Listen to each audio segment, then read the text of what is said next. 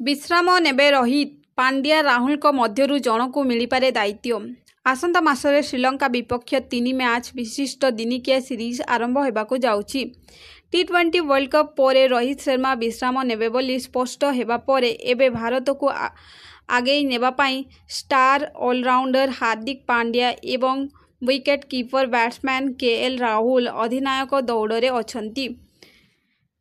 खबर अनुसार विराट कोहली एवं जसप्रीत बुमराह सह भारतीय अधिनायक रोहित शर्मा श्रीलंका विपक्ष 3 मैच विशिष्ट दिनिकिया सीरीज खेलिबे नाही।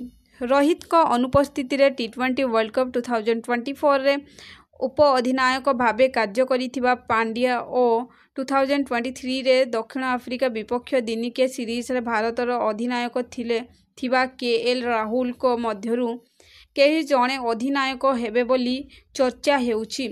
देखिबाकू गले हार्दिक पांड्या एपर्यंत 3टी दिनिकिया रे भारतर नेतृत्व नेइथिबा बेले राहुल 12टी दिनिकिया रे भारतर अधिनायक भावे कार्य करिसंती। सेथि मध्यरु से 8टी जितिसंती।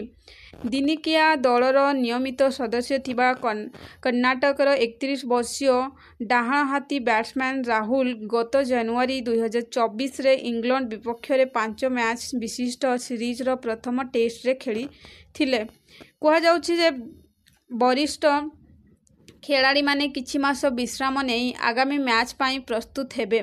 रोहित विराट एवं बुमराह को विश्राम दिया जाइछि एवं सेप्टेम्बर रे बांग्लादेश विपक्ष टेस्ट मैच रे सेमाने दल रे जोग देबे। Bureau report S news.